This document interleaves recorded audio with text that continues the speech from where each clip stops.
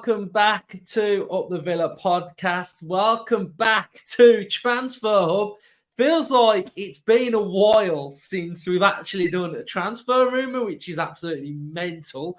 So if you are new to our channel, subscribe, drop this video a like. Let's have a like target of 600 and drop your thoughts in the comment section down below. So I've got to say thank you to all of you who watched our channel last month. It was absolutely phenomenal, the amount of people that watched and commented, etc. So thank you so much to all of you guys out there that have been enjoying our content. So we've got a little rumour. Aston Villa interested in signing Man United goalkeeper Kovár permanently.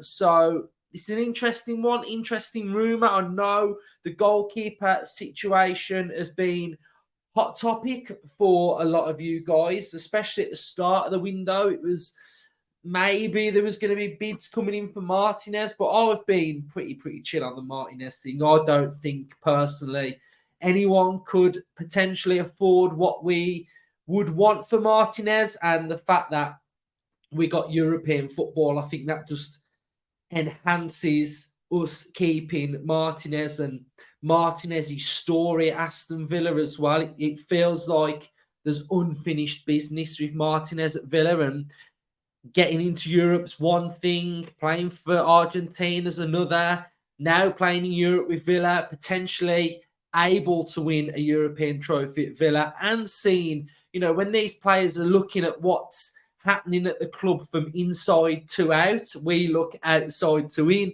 It must be an amazing feeling to be a part of what's happening inside the club, and I think that's something that's absolutely massive as well. We're all super excited about supporting the club that we love, but you know, imagine playing for the club now. It must be absolutely amazing, because there's been some very dark times, and some of them currently play for Villa that have been involved in times that haven't been so great, so it must be fantastic for them. So this is an interesting one. Kovár has been linked with a move to the Championship on loan to Hull, but it feels like Villa, and all the noise coming out of the source that's going down the bottom of the screen, and the noise coming out of the Manchester United side of things, that Aston Villa are prepared to pay the money to get him. So it's an exciting one. I think, for me, it feels like Olsen is going to stay. I think Martinez, number one, Olsen's probably going to stay. But now what's underneath Olsen, we've got some really exciting young keepers. Some of them have gone on loan.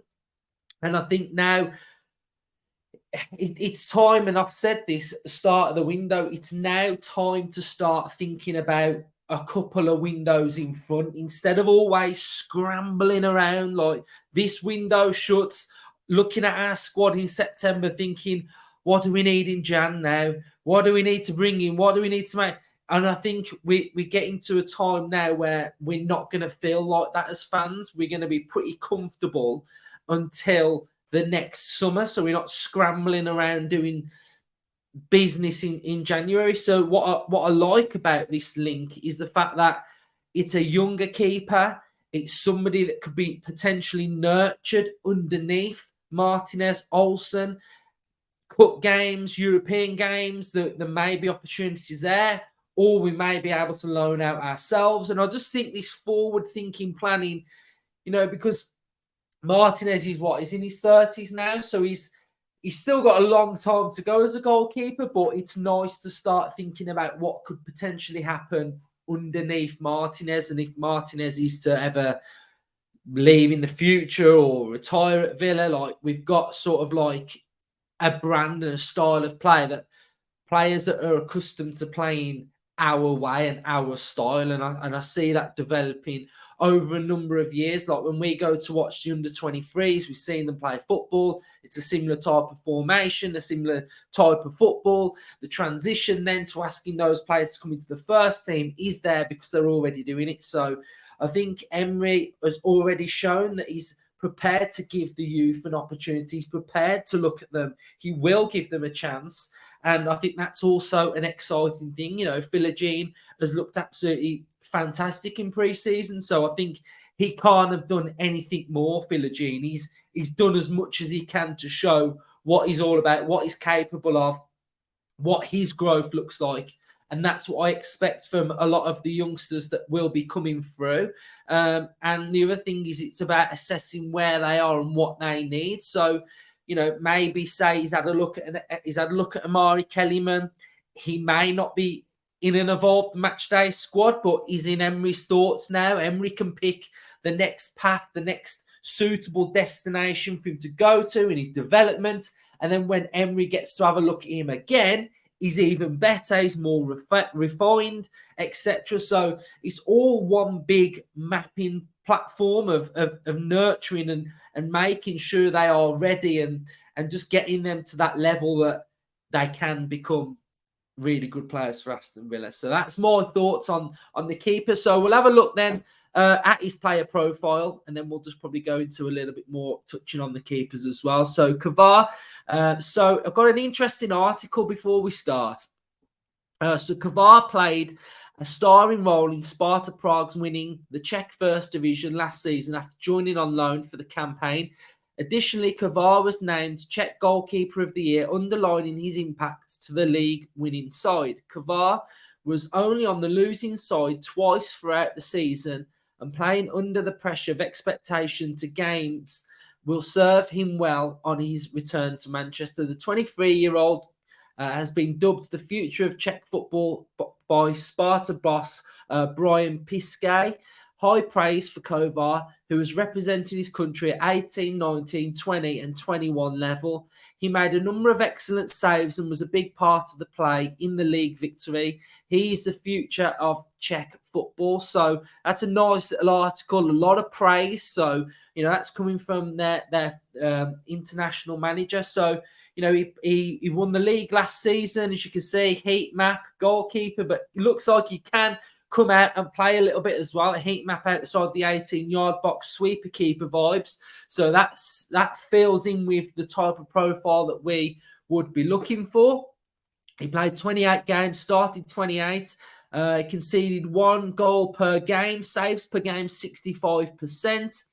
He also had made 51 saves last season, and he made 34 from inside the box, 17 from outside the box. He scored no goals, which is quite surprising. Assists, he got 1 assist. So, yeah, pick a pass. Brilliant. Accuracy of his passing per game is 66% in his own half, which is really important. 91%. So that's pretty good as well. He made 10 clean sheets.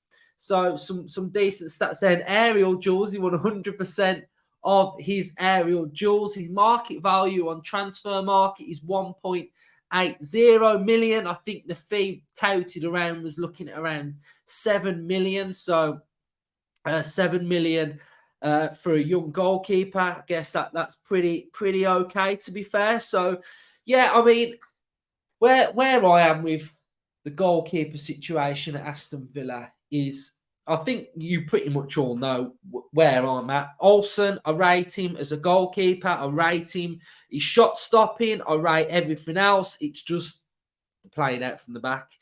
I've got to see more. I've got to see more development there. I said as well on this channel that I think Martinez's kicking was very, very suspect before Emery came in. It was okay, wasn't it? There was a lot of misplaced passes. He didn't look too comfortable when Emery first came in, but the sign of a top player is they adapt, they learn, they pick it up quickly, and now he looks like he's played it all his career. I don't have no qualms, no problems with Martinez. He's playing out from the back. I think he's accustomed to it. I think he's really good. So he's developed it very quickly, and that is the main point. That I'd say for about 3 or 4 games, I'd say he didn't look comfortable, and then after that, he looked absolutely fine. And I know Olsen doesn't have as many opportunities to show what he can do, but it's just I have to be honest. If Martinez got injured next season for a prolonged period of time, and Olsen was our goalkeeper, I would be very, very worried. And that's not me being harsh on Olsen. That's just how it makes me feel. That's just the vibe I have. Like, I was at Brentford away when he came on, and I was just like, oh my days, what's going on here? We were already under pressure in that game. So I just don't know how my feeling towards Olsen playing out from the back is going to change. So I just need to see him successfully play decent out from the back. So, and that's just where I'm at. And my thinking of this is that if we were next season, just the objective was to scramble around mid-table and just hope that's where we're going to finish, then I'd probably be just like, okay, fine, like there we are. But we're expecting a lot next season. We're not here to mess about. We are really not here to mess about. We're not here to finish 10th. We're not here to finish 9th. We're back there to qualify for Europe. So the expectations and the levels are right up there. So we have to deliver. We can't have any weakness in our squad whatsoever. If we were very, very light in the double pivot central midfield, then I'd be saying exactly the same thing. I'm worried about central midfield. We need to get somebody in who's capable of playing to the level of which the player that they are replacing. And I think all around the squad at the minute, we've got that. Striker vibes, we probably haven't. So that is somewhere that I'm a little bit. I want a winger. I want a number 10. I want a shadow striker. I want something in that striker area to make me feel more comfortable. And I want somebody who can play successfully out from the back. So we go through all of the season thinking, if you get injured, we're absolutely fine. And at the minute, I'm not like that with the goalkeeper. So I've got to be honest, that's just how I feel. That's just my vibe with the goalkeeper. And if we are going to achieve big things this season, then we've got to have every little piece absolutely spot on, raring, ready to go. So another little bit of news is that Jeremy Doku is on Manchester City's radar now. Again, with this one, it's never really felt like it was 100% on for me. I think after Diaby signed, there was that little bit of flurry, that little bit of noise. It felt like it was a filtered down from our targets from the winger. So, I don't think we are going to be signing an out-and-out winger. I think it will be more of an inside forward that can play through the middle a little bit more. And I think Doku is more of a wide winger. So we'll have to see with this one. We'll have to see what we do with the winger situation.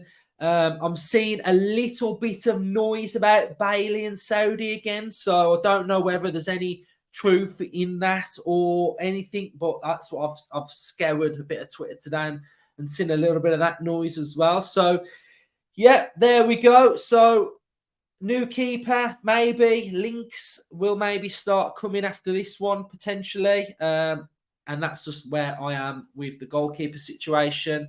And yeah, thank you, everybody. Nice to get a nice little transfer hub out there. Cheers for all of your support. We will be doing a watch along on Thursday evening for the Lazio game. So come and join us for that. Everybody's been enjoying those. So absolutely fantastic. So cheers, everyone. Up the Villa.